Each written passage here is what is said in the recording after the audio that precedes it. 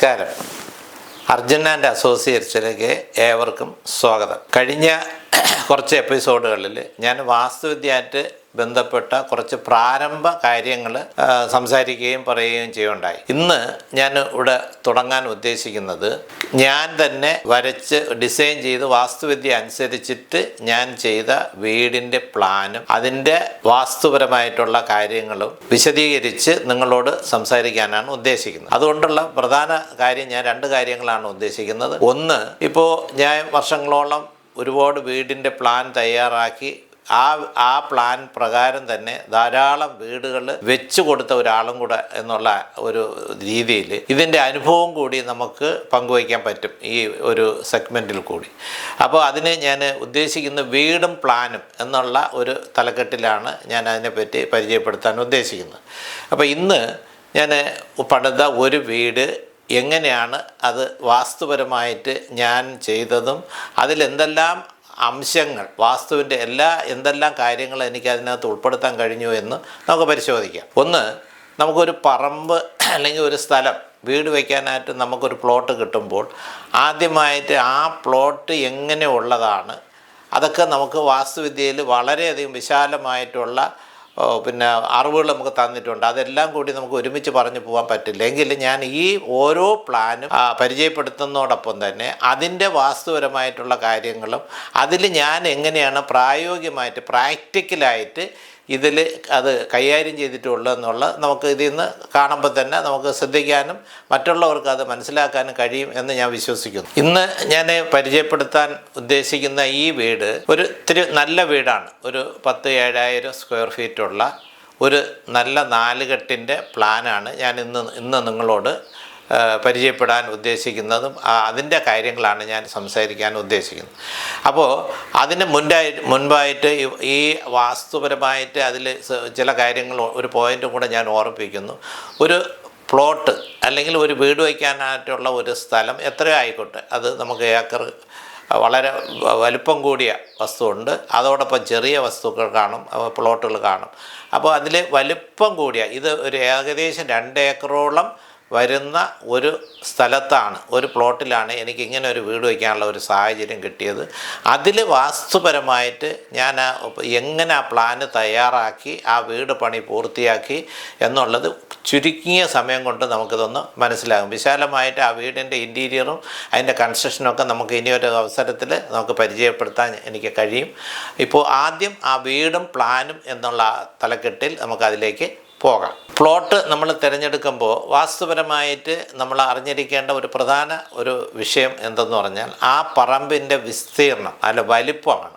അപ്പോൾ നമുക്ക് 40 സെൻറ്റിൽ കൂടുതലാണ് വരുന്ന ഒരു പ്ലോട്ടിലാണ് നമ്മൾ വീട് വയ്ക്കുകയാണെങ്കിൽ അതിലെന്ത് ചെയ്യും, നമ്മളതിനെ 4 ഖണ്ഡങ്ങളായിട്ട് ഡിവൈഡ് ചെയ്തിട്ട് അപ്പോൾ അതിൽ നമുക്ക് ഇത് 36 കോല × 36 കോല എന്നുള്ള ഒരു ചുറ്റളവും അതിൻ്റെ കണക്കുകളൊക്കെ വാസ്തുപരമായിട്ട് ഇനി ഒരു അവസരത്തിൽ നിങ്ങൾക്ക് കൂടുതൽ അറിയണമെന്നുണ്ടെങ്കിൽ ഒന്നുകിൽ ഇത് കാണുന്നവർ എൻ്റെ കോണ്ടാക്റ്റിലേക്ക് നേരിട്ട് വിളിക്കുകയോ അതിനകത്ത് മെസ്സേജ് അയക്കുകയോ ചെയ്താലും ഞാൻ പറഞ്ഞുതരാൻ തയ്യാറാണ്.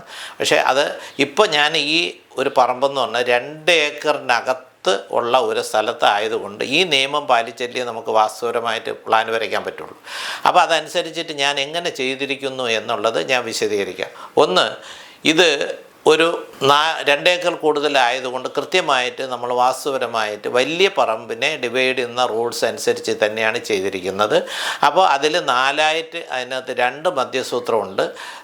കിഴക്ക് പടിഞ്ഞാറായിട്ട് വരുന്ന ബ്രഹ്മസൂത്രവും തെക്ക് വടക്കായിട്ട് വരുന്ന യമസൂത്രവുമായിട്ട് നമ്മൾ ആ പ്ലോട്ടിനെ ഒരു സ്ക്വയറിലോട്ട് കൺവെർട്ട് ചെയ്ത് അതിനെ 4ആയിട്ട് അംശിക്കുമ്പോൾ അതിൽ കിഴക്ക് വടക്ക് കിഴക്കായിട്ട് വരുന്നത് മനുഷ്യഖണ്ഡവും തെക്ക് പടിഞ്ഞാറായിട്ട് വരുന്നത് നിര്യതി ഖണ്ഡമായിട്ടാണ് നമ്മൾ ശാസ്ത്രത്തിൽ അതിനകത്ത് നാമധേയം കൊടുത്തിരിക്കുന്നത്. അത് ഏറെക്കുറെ അറിയാമെന്നുള്ളതാണ്, എങ്കിലും ഒന്നുകൂടെ പറയുന്നത്. അപ്പോൾ ഇവിടെ ഞാൻ എടുത്തിരിക്കുന്നത് വടക്ക് കിഴക്കിനെ ഒഴിവാക്കിയിട്ട് തെക്ക് പടിഞ്ഞാറ് എന്നുള്ള ആ ഒരു ബ്ലോക്കിലേക്കാണ് ഈ പ്ലാന് തയ്യാറാക്കി വീട് അതിലാണ് പണിതിരിക്കുന്നത്. അതിൻ്റെ വിശദമായിട്ടുള്ള നമുക്ക് ഈ പ്ലാന് പരിശോധിക്കുമ്പോൾ തന്നെ നമുക്കത് മനസ്സിലാവും. പ്ലാന് നിങ്ങളൊന്ന് ശ്രദ്ധിച്ച് നോക്കും. ഇത് ഒരു പൂർണ്ണമായിട്ട് വാസ്തുവിദ്യ അനുസരിച്ചിട്ട് ഞാൻ ചെയ്ത ഒരു വീടാണ് ഇത്. ഏതാണ്ട് 7000 സ്ക്വയർ ഫീറ്റ് വലിപ്പമുള്ള ഒരു നല്ല 4 കെട്ടാണ്. ആ 4 കെട്ടിൻ്റെ എല്ലാ വാസ്തുപരമായ കാര്യങ്ങൾ ഉൾപ്പെടുത്തിക്കൊണ്ടാണ് ഈ പ്ലാൻ തയ്യാറാക്കിയിരിക്കുന്നത്. അപ്പോൾ അതിൽ നമുക്ക് ഓരോന്നായിട്ട് പരിശോധിക്കാം. ആദ്യം നമുക്ക് എന്താണ്, വലിയ ഒരു 4 കെട്ട് പണിയുമ്പോൾ അതിൻ്റെ സ്ഥാനനിർണ്ണയം ഞാൻ പറഞ്ഞു കഴിഞ്ഞു. ഇതിൽ നിരീതി കണ്ട് തെക്ക് പടിഞ്ഞാറേ ഭാഗത്താണ് ഈ പ്ലോട്ടിൽ ആ വീടിൻ്റെ സ്ഥാനം ഞാൻ ഉൾപ്പെടുത്തിയിരിക്കുന്നത്.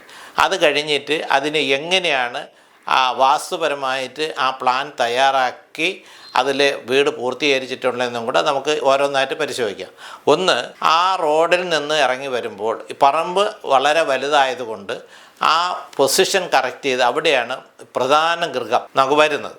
പ്രധാന ഗൃഹം 4 കെട്ടായതുകൊണ്ട് ആ 4 കെട്ടിൻ്റെ ഇത് പ്ലാന് പരിശോധിക്കുമ്പോൾ അതിൻ്റെ കേന്ദ്ര ബിന്ദു അല്ലെങ്കിൽ ബ്രഹ്മപദം എന്നുള്ള പോയിന്റിലാണ് കൃത്യമായിട്ട് അതിൻ്റെ അങ്കണം വന്നിട്ടുള്ളത്. നിങ്ങൾ ശ്രദ്ധിച്ച് നോക്കും, അതിൻ്റെ അങ്കണം അങ്ങനെയാണ് അതിനകത്ത് കാണുന്നത്. അപ്പോൾ അത് കഴിഞ്ഞിട്ട് പിന്നെ വരുന്നത് അത് കഴിഞ്ഞിട്ട് പിന്നെ വരുന്നത് എന്തെന്ന് വെച്ചാൽ ഇതിന് ചുറ്റും ഒരു വരാന്ത കാണുന്നുണ്ട്. ചുറ്റും ഒരു വരാന്ത. ആ വരാന്തയ്ക്കും കൃത്യമായ കോലളവ് 2 കോല് വലുപ്പത്തിലാണ് ആ അങ്കണം വന്നിട്ടുള്ളത്. അപ്പോൾ ആ അങ്കണത്തിന് ചുറ്റുമാണ് മുറികളുടെ എല്ലാ ക്രമീകരണങ്ങളും വന്നിരിക്കുന്നത്. ഇതിൽ 2 എൻട്രൻസ്, അതായത് മുഖപ്പ്, 2 വഴി നമ്മളതിനകത്ത് കാണിച്ചിട്ടുണ്ട് പ്ലാനിൽ. ഒന്ന് വടക്കോട്ടും ഒന്ന് കിഴക്കോട്ടും. ആ വീടിൻ്റെ കിഴക്കോട്ടും നമ്മളൊരു അളവ് ഇതിനകത്തൊരു എൻട്രൻസ് കാണിച്ചിട്ടുണ്ട്, വടക്കോട്ടും കാണിച്ചിട്ടുണ്ട്. വടക്കുന്നാണ് നമ്മൾ മെയിൻ റോഡിൽ നിന്ന് വരുന്നത്. എന്നാൽ വീട് നമുക്ക് കിഴക്ക് അഭിമുഖമായിട്ടുള്ള കണക്ക് കൊടുത്തിട്ടാണ് ചെയ്തിരിക്കുന്നത്. അപ്പോൾ അത് കഴിഞ്ഞിട്ട് പിന്നെ വരുന്നതെന്ന് പറഞ്ഞാൽ ഓരോ മുറിയും അതിൻ്റെ സ്ഥാനം നമ്മൾ നോക്കിയിട്ട് തച്ചുശാസ്ത്ര വിധി പ്രകാരം അതിൻ്റെ അളവുകൾ കോലിൽ തന്നെയാണ് കൃത്യമായിട്ട് നമ്മളത് മാർക്ക് ചെയ്ത് അത് അനുസരിച്ചിട്ട് തന്നെയാണ് ആ ഗൃഹം പൂർത്തീകരിച്ചിട്ടും ഉള്ളത്. നമുക്ക് വാസ്തുപരമായിട്ട് അതിൻ്റെ കണക്കുകളിലേക്ക് നമുക്ക് കടക്കാം. ഒന്ന്, ഈ വീടിൻ്റെ മെയിൻ ബിൽഡിംഗ് എന്ന് വെച്ചാൽ ആരൂഢ, നമ്മൾ സാധാരണ പറഞ്ഞു കേട്ടിട്ടുള്ള ഒരു പഴയ കാലത്തുള്ള ഒരു കണക്കാണ്. വീട്ടിൻ്റെ മെയിൻ ആരൂഢ ഒരു ചുറ്റളവുണ്ടാവും. അത് കഴിഞ്ഞ് അതിന് വരാന്തയ്ക്ക് വാങ്ങിയം ഒരളവുണ്ടാവും. പൂമുഖം എന്തെങ്കിലും പ്രൊജക്റ്റ് ചെയ്ത് വരികയാണെങ്കിൽ അതിനൊരളവുണ്ടാവും. അതോടൊപ്പം തന്നെ ആ വീടിൻ്റെ കംപ്ലീറ്റ് കഴിഞ്ഞിട്ട് വീട്ടിന് അതിര് തിരിക്കുന്ന മന, നമ്മളതിന് മനയെന്നും അതിൽ ഇടുന്ന ഒരു രീതിയുണ്ട്. കാരണം മൊത്തം പറമ്പ് വളരെ വലുതാണെങ്കിൽ വീട്ടിന് ഒരു അതിര് നമ്മൾ കൃത്യമായിട്ട് കൊടുക്കേണ്ടതുണ്ട് വാസ്തുശാസ്ത്ര പ്രകാരം. അതും എങ്ങനെ ചെയ്തിട്ടുണ്ട് നമുക്ക് ഒന്നൊന്നായിട്ട് നമുക്ക് നോക്കാവുന്നതാണ്. അതിൽ ഈ കെട്ടിടത്തിൻ്റെ മെയിൻ ബിൽഡിംഗ് എന്ന് പറഞ്ഞാൽ ആരൂഢം എന്ന് പറഞ്ഞാൽ ആ ഒരു ഇതിലോട്ട് പോവുകയാണെങ്കിൽ അതിൻ്റെ നമുക്ക് കോലളവർന്ന് 22 കോൽ 8 അങ്കുലവും 15 കോൽ 16 അങ്കുലവുമുള്ള സ്ക്വയർ അല്ലാത്ത ഒരു ദീർഘ വിസ്താരത്തിലുള്ള ഒരു കണക്കാണ് അതിനകത്ത്. അപ്പോൾ 22 കോൽ 8 അങ്കുലം എന്ന് പറയുമ്പോൾ 1638 സെൻറ്റിമീറ്ററും 21 കോൽ 18 അങ്കുലം വീതിയായിട്ട് വരുമ്പോൾ 1566 സെൻറ്റിമീറ്ററും ആയിട്ടാണ് കാണുന്നത്. അതാണ് വരുന്നത്. അതിനെ നമ്മൾ ചുറ്റളവായിട്ട് കണക്കാക്കുമ്പോൾ അത് 89 കോലായിട്ട് നമ്മൾ കറക്റ്റായിട്ട് കാണണം. ഇനി രണ്ടാമത് അതിൻ്റെ വരാന്ത അടക്കം ഉള്ള ഒരു കണക്കാണ്. അതെങ്ങനെയെന്ന് പറഞ്ഞാൽ 26 കോൽ 8 അങ്കുലവും വിസ്താരം 25 കോൽ 16 അങ്കുലവുമാണ്. അത് വരുമ്പോൾ സെൻറ്റിമീറ്ററിൽ പറയുമ്പോൾ 19.26 മീറ്ററും 18.54 മീറ്ററും. അങ്ങനെ അതിൻ്റെ ചുറ്റളവ് എന്ന് പറഞ്ഞത് 105 കോലാണ്. അപ്പോൾ 2 അളവുകൾ ഞാൻ പറഞ്ഞു കഴിഞ്ഞു. മൂന്നാമത്തത് പൂമുഖ അടക്കമുള്ള കണക്കാണ്. പൂമുഖ അടക്കം ഉള്ള കണക്കെന്ന് പറയുന്നത് 26 കോൽ 18 അങ്കുലവും വിസ്താരം 28 കോൽ 16 അങ്കുലവുമാണ്. അപ്പോൾ അത് വരുമ്പോൾ അതിൻ്റെ ചുറ്റളവ് എന്ന് പറഞ്ഞത് 26 കോൽ 18 അങ്കുലം എന്ന് പറഞ്ഞാൽ 19.26 മീറ്ററും 28 കോൽ 16 അങ്കുലം എന്ന് പറയുന്നത് 20 കോൽ 70 സെൻറ്റിമീറ്ററുമാണ്. അപ്പോൾ അത് 20 മീറ്റർ 70 എന്ന് പറഞ്ഞാൽ 28 കോൽ 16 അങ്കുലം എന്ന് പറയുമ്പോൾ ഇത് രണ്ടും കൂടെ നമ്മൾ ചുറ്റളവ് കണക്കാക്കുമ്പോൾ 116 കോലായിട്ട് നമുക്ക് കാണാൻ പറ്റും. അപ്പോൾ ഇത്രയും ഞാൻ പറഞ്ഞതെന്ന് പറഞ്ഞാൽ, അപ്പോൾ വീടിൻ്റെ പ്രധാന ചുറ്റളവ്, രണ്ടാമത് അതിൻ്റെ വരാന്ത അടക്കമുള്ള ചുറ്റളവ്, മൂന്നാമത് അതിൻ്റെ പൂമുഖ അടക്കമുള്ള ഒരു ചുറ്റളവ്. അപ്പോൾ 3 അളവുകൾ ഞാൻ ഇതിനകം പറഞ്ഞു കഴിഞ്ഞു. നാലാമത്തത് ഈ വീടിന് ഒരു പൊതു അതിര് അല്ലെങ്കിൽ മനയെന്ന് പറയും, അല്ലെങ്കിൽ അതിര് വാസ്തുപരമായിട്ട് അതിർത്തി നിർണയം എന്ന് പറഞ്ഞ ഒരു കാര്യം കൂടെ ഉണ്ട്. അതും ഞാൻ ഇതിനകത്ത് ചെയ്തിട്ടുള്ള ഒരു വീടാണ്. ഇത് ഞാൻ വെറുതെ ഒരു വാസ്തുവിദ്യ അനുസരിച്ചിട്ട് ഒരു ബുക്കിൽ നോക്കി അല്ലെങ്കിൽ ഇത് പറയുന്നതിനേക്കാൾ എനിക്ക് തോന്നുന്നതും നിങ്ങൾക്ക് അത് ഉൾക്കൊള്ളാൻ കഴിയുന്നതും പ്രായോഗികമായിട്ട്, അതാണ് ഞാൻ സൂചിപ്പിച്ചത്, നമുക്ക് ഇന്നത്തെ കാലഘട്ടത്തിനനുസരിച്ച് പഴയ വാസ്തുശാസ്ത്രത്തെ എങ്ങനെ നമുക്ക് പ്രയോജനപ്പെടുത്തിയെടുക്കാം എന്നുള്ളതും, അങ്ങനെ ഒരു രീതിയിലുള്ള ഒരു വീട് പണിത് അതിൽ താമസിക്കുമ്പോൾ നമുക്ക് വാസ്തുശാസ്ത്രത്തിൽ പറയുന്നത് പോലുള്ള അനുഭവം ഗുണങ്ങൾ കിട്ടുന്നുണ്ടോ എന്നും കൂടെ ഇതിൽ നിന്ന് നമുക്ക് മനസ്സിലാക്കാൻ പറ്റും. ഞാനിത് വർഷത്തിന് മുമ്പ് 2004 ചെയ്ത ഒരു വീടാണ്. അപ്പോൾ നിങ്ങൾ ആലോചിച്ച് നോക്ക്, 20 വർഷത്തിന് മുമ്പ് ചെയ്ത ഒരു വീടിൻ്റെ പ്ലാനിൻ്റെ കാര്യമാണ് ഞാൻ ഇപ്പോൾ സംസാരിക്കുന്നത്. 20 വർഷം കൊണ്ട് ആ വീട്ടിൽ താമസിക്കുന്ന കുടുംബാംഗങ്ങളും അവരെ അഭിവൃദ്ധിയും അവരെ ഐശ്വര്യവും എത്രത്തോളം വലുതാണെന്നുള്ളത് ഞാൻ പിന്നൊരു അവസരം പറയാം. ഇത് ഞാൻ വാസ്തുപരമായിട്ടുള്ള കണക്കുകൾ മാത്രമേ ഇപ്പോൾ പറയുന്നുള്ളൂ. അതുകൊണ്ട് ഇത് അനുഭവത്തിൽ കൂടി നല്ലതാണ് എന്ന് അതുകൊണ്ട് തന്നെയാണ് ഞാൻ വാസ്തുവിദ്യ വിട്ട് ഒരു കളിക്ക് പോകാത്തതും. ഞാൻ പറയുന്നതെല്ലാം സത്യസന്ധമായിട്ട് ദൈവത്തിനെ മുൻനിർത്തി എനിക്ക് വിശ്വാസമുള്ളത് കൊണ്ട് മാത്രമാണ് ഞാൻ ഇതിൽ തന്നെ ഉറച്ചു നിൽക്കുന്നത്. ഒന്ന് പറഞ്ഞിട്ട് ഞാൻ ഈ വാസ്തുവിദ്യ ഇതൊക്കെ പഴയ പഴഞ്ചനാണ്, ഇതിനകത്ത് വലിയ കാര്യമൊന്നും ഇല്ലയെന്ന് മാറി പറയാൻ ഞാൻ തയ്യാറല്ല. അതോടൊപ്പം തന്നെ ആവശ്യമില്ലാത്ത കാര്യങ്ങൾ അതിൽ ശരിയില്ല എന്ന് പറയാനുള്ള ഒരു ആർജവും എനിക്കുള്ളത് കൊണ്ടാണ് ഞാനിതിപ്പോൾ സൂചന തരുന്നത്. ഇനി അടുത്ത ഇതിലേക്ക് പോവാം. ഇതിൽ അടുത്ത് ഞാൻ ഒരു കണക്ക് കൊടുത്തിട്ടുള്ളത് അതിൻ്റെ അതിർത്തി നിർണ്ണയമാണ്. അതിൽ മനയെന്നാണ് ഞാൻ മാർക്ക് ചെയ്തിരിക്കുന്നത്. ആ മനയെന്ന് പറഞ്ഞത് 47 കോൽ 6 അങ്കുലത്തിലാണ് ഇട്ടിരിക്കുന്നത്. തിരിച്ച് വിസ്താരവും ദീർഘവും തുല്യമാണ്, അതൊരു കറക്റ്റ് സ്ക്വയറാണ്. അപ്പോൾ അതിന് മീറ്ററിലോട്ട് മാറ്റുകയാണെങ്കിൽ 34.02 മീറ്റർ അല്ലെങ്കിൽ 3402 സെൻറ്റിമീറ്ററും 47 കോൽ 16 അങ്കുലം, തിരിച്ച് വിസ്താരവും 3402 സെൻറ്റിമീറ്റർ അല്ലെങ്കിൽ 47 കോൽ 6 അങ്കുലം. അപ്പോൾ എന്താ ചെയ്തത്, ആ വീടിൻ്റെ ഒരു ആരുടെ ചുറ്റു വന്നു, വരാന്തയുടെ അളവ് വന്നു, അതോടൊപ്പം തന്നെ അതിൻ്റെ പൂമ്പത്തിൻ്റെ അടക്കം അളവ് വന്നു, അത് കഴിഞ്ഞ് അതിൻ്റെ മനയുടെ കണക്കും ചെയ്തിട്ടുണ്ട്. ഇത് വെറുതെ ഒരു പ്ലാന് വരച്ചിട്ട് വാസ്തുപരമായിട്ടുള്ള കാര്യങ്ങളല്ല, ഞാൻ ചെയ്തൊരു 20 വർഷത്തിന് മുമ്പ് ചെയ്തൊരു വീട്ടിൻ്റെ കണക്കാണ്. അത് കൃത്യമായിട്ട് വാസ്തുപരമായിട്ട് ചെയ്തെന്നുള്ളതിന് ഒരു ഉറപ്പും കൂടിയാണ് ഞാനിത് പറയുന്നത്. ഇനി അതിൻ്റെ അകത്ത് മുറികളുടെ കണക്കിലേക്ക് നമുക്ക് അടുത്ത് നോക്കാം. ഇനി നമുക്ക് വീടിൻ്റെ ഉള്ളിലെ അളവുകൾ ഏതൊക്കെയാണെന്നും അതൊക്കെ ബെഡ്റൂം എത്രയാണെന്നും കിച്ചൺ എങ്ങോട്ടാണെന്നും പൂജാമുറി എങ്ങോട്ടാണെന്നും അത് എത്രയൊക്കെ കണക്കിലാണെന്നുള്ളതും കൂടി ഞാൻ ഇതുകൊണ്ട് ഒന്ന് വിശദീകരിക്കാൻ ശ്രമിക്കുകയാണ്. നിങ്ങൾ ശ്രദ്ധിക്കുക. ഇതിൽ 3 ബെഡ്റൂമാണ് ഗ്രൗണ്ട് ഫ്ലോറിൽ കാണിച്ചിട്ടുള്ളത്. ഒന്ന് നമുക്ക് അതിൻ്റെ തെക്ക് പടിഞ്ഞാറേ കോർണറിലായിട്ട് ഒരു ബെഡ്റൂമുണ്ട്. അതിൻ്റെ അളവെന്ന് പറഞ്ഞത് 5 കോൽ 18 അങ്കുലവും 5 കോൽ 18 സ്ക്വയറിലാണ് അത് കൊടുത്തിരിക്കുന്നത്. അപ്പോൾ അത് ഒന്നാമത്തെ ബെഡ്റൂം. രണ്ടാമത്തെ ബെഡ്റൂം 5 കോൽ 18 അങ്കുലം 5 കോൽ 18 അങ്കുലം, അത് രണ്ടും ഒരേ അളവിലാണ് ആ ബെഡ്റൂമിൻ്റെ സൈസ് കൊടുത്തിരിക്കുന്നത്. മൂന്നാമത്തെ ബെഡ്റൂം 5 കോൽ 18 അങ്കുലവും 5 കോൽ 2 അങ്കുലം എന്നുള്ള ചുറ്റളവിലേക്കാണ് അത് കൊടുത്തിരിക്കുന്നത്. അപ്പോൾ 3 ബെഡ്റൂമും വാസ്തുപരമായിട്ട് കണക്കുകൾ നോക്കിയിട്ടുള്ളത് ഇതിൽ നിന്ന് നമുക്ക് മനസ്സിലാക്കാൻ പറ്റും. പിന്നെ അടുത്ത് വരുന്നത് എന്താണ്, കിച്ചൺ. അത് കൊടുത്തിരിക്കുന്ന തെക്ക് കിഴക്ക് ഭാഗത്തായിട്ട് എന്ന് പറഞ്ഞാൽ നമ്മൾ അഗ്നി കോണിലേക്കാണ് അവിടെ കിച്ചൺ പ്ലാൻ ചെയ്തിരിക്കുന്നത്. ആ കിച്ചണിനോട് അനുബന്ധിച്ച് ഒരു വർക്ക് ഏരിയ ഉണ്ട്, ഒരു സ്റ്റോർ റൂമും ഉണ്ട്. അപ്പോൾ കിച്ചൻ്റെ അളവെന്ന് പറയുന്നത് 21 കോൽ 16 അങ്കുലം ചുറ്റളവാണ് കിച്ചണ് ഞാൻ കൊടുത്തിരിക്കുന്നത്. അത് 366 × 414 എന്നുള്ള ഒരളവിലാണ് വാസ്തുപരമായിട്ട് അത് കൊടുത്തിരിക്കുന്നത്. അതിൻ്റെ തൊട്ടടുത്ത് തന്നെ ഒരു വർക്ക് ഏരിയ ഉണ്ട്, ഒരു സ്റ്റോറുണ്ട്. അപ്പോൾ ആ ഭാഗം എന്ന് പറഞ്ഞാൽ നമ്മൾ വാസ്തുശാസ്ത്ര പ്രകാരം വീടിൻ്റെ തെക്ക് കിഴക്കേ ഭാഗം അഗ്നി ഭാഗത്താണ് ഈ വീടിനെ സംബന്ധിച്ചിടത്തോളം ഞാൻ അടുക്കളയ്ക്ക് സ്ഥാനം കൊടുത്തു. അതിന് കാരണമുണ്ട്. കാരണം ഈ വീട്ടിൻ്റെ 2 എൻട്രൻസും അതിൻ്റെ കൈകാര്യം ചെയ്യാനുള്ള പ്രൈവസി എല്ലാം കൂടെ കൺസിഡർ ചെയ്തിട്ടാണ് ഞാൻ കിച്ചൺ ആ ഭാഗത്തേക്ക് കൊടുത്തിരിക്കുന്നത്. പിന്നെ വടക്ക് കിഴക്ക് ഭാഗം അവിടെയാണ് പ്രധാനമായിട്ട് വന്നു കയറുന്ന മെയിൻ ഹാള് കൊടുത്തിരിക്കുന്നത്. അതിൻ്റെ സൈസ് എന്ന് പറയുന്നത് നമുക്ക് 6 കോൽ 10 അങ്കുലവും വിസ്താരം ദീർഘം 11 കോൽ 18 അങ്കുലമാണ്. അതും കൂടെയാണ് മെയിൻ ഹാളായിട്ട് കാണുന്നത്. ആ മെയിൻ ഹാളിനോട് കണക്ട് ചെയ്ത് നമുക്കൊരു അങ്കണമുണ്ട്. ആ അങ്കണത്തിൻ്റെ അളവെന്ന് പറഞ്ഞാൽ 5 കോൽ 22 അങ്കുലം 4 കോൽ 22 അങ്കുലം. ഇതാണ് അങ്കണത്തിൻ്റെ ചുറ്റളവ്. ഇത് നമ്മൾ ഇതിൻ്റെ നടുമുറ്റമായിട്ട് കാണുന്ന ഒരു പോർഷനാണ്. അതിൻ്റെ ചുറ്റും ഒരു വരാന്തയുണ്ട്, 2 കോലിൽ ഒരു ചുറ്റളവുണ്ട്. പിന്നെ വരുന്നത് അടുത്ത് ഒരു ബെഡ്റൂമുണ്ട്. അപ്പോൾ 4 ബെഡ്റൂം. അത് 23 കോൽ 16 അങ്കുലത്തിന് ഒരു ബെഡ്റൂം. അങ്ങനെ ഗ്രൗണ്ട് ഫ്ലോറിൽ 4 ബെഡ്റൂമും ഒരു ഹാള്, കിച്ചൺ, അതോടൊപ്പം തന്നെ വർക്ക് ഏരിയ, സ്റ്റോർ. കൂടാതെ കിഴക്ക് വശത്തായിട്ട് നമ്മുടെ ആ വീടിൻ്റെ മെയിൻ എൻട്രൻസിനോട് ചേർന്ന് ഒരു പൂജാമുറി നമ്മളവിടെ കൊടുത്തിട്ടുണ്ട്. ആ പൂജാമുറി കറക്റ്റായിട്ട് ശ്രദ്ധിച്ചാൽ മനസ്സിലാവും.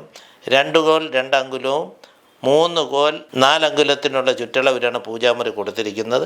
ആ പൂജാമുറിയിലെ ഡോറ് കറക്റ്റ് മധ്യത്തായിട്ട് കൊടുത്തിട്ടുണ്ട്. അപ്പോൾ നമുക്ക് മനസ്സിലാക്കാൻ പറ്റും പൂജാമുറിയിലെ സ്ഥാനം കിഴക്ക് വശത്ത്, കിഴക്കോട്ട് നമുക്ക് നിന്ന് പ്രാർത്ഥിക്കാൻ കണക്കിന് അതിൻ്റെ മധ്യത്തായിട്ട് നമുക്ക് ഡോറ് അങ്ങനെ കൊടുക്കണമെന്നാണ് ശാസ്ത്രം.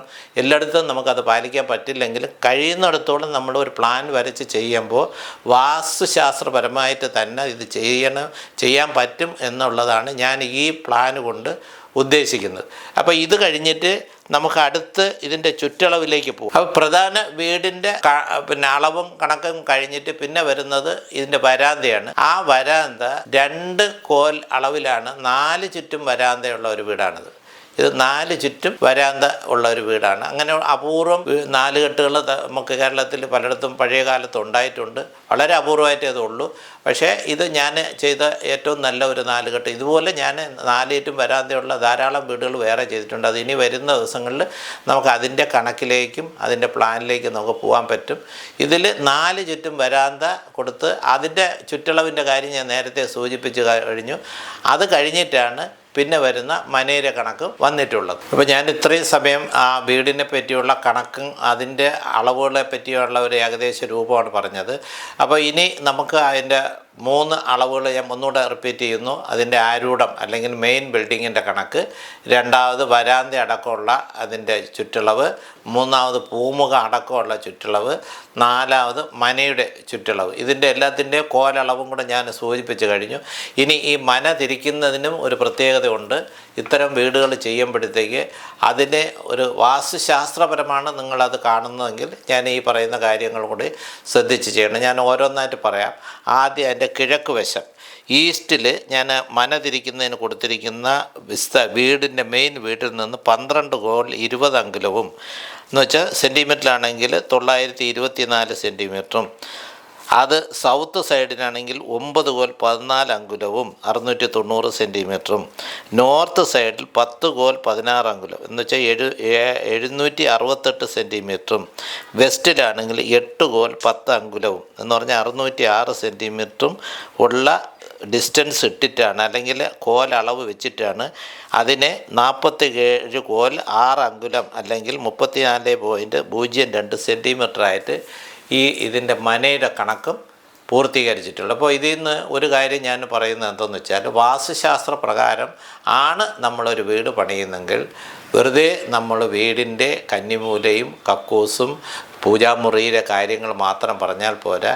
കൃത്യമായിട്ട് ശാസ്ത്രവിധി പ്രകാരം ഒരു പ്ലാന് തയ്യാറാക്കുമ്പോൾ തന്നെ ഇത്തരം കാര്യങ്ങൾ ശ്രദ്ധിച്ച് ചെയ്താൽ മാത്രമേ നമുക്ക് ശാസ്ത്രവിധി പ്രകാരം ആ വീട്ടിൽ താമസിക്കുന്നവരുടെ ഐശ്വര്യവും സമാധാനവും അഭിവൃദ്ധിയും നമുക്ക് കിട്ടുള്ളൂ എന്നുള്ളത് ഞാൻ എൻ്റെ അനുഭവത്തിൽ കൂടിയാണ് ഞാനിതെല്ലാം മനസ്സിലാക്കിയിട്ടാണ് ഇങ്ങനെ ഒരു ഇതിൽ കൂടി നമ്മൾ പൊതുജനങ്ങൾക്ക് വേണ്ടി ഞാനിങ്ങനെ അവതരിപ്പിക്കുന്നത്.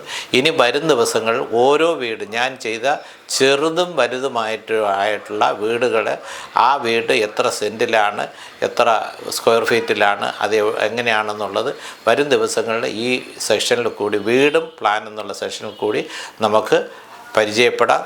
നന്ദി, നമസ്കാരം.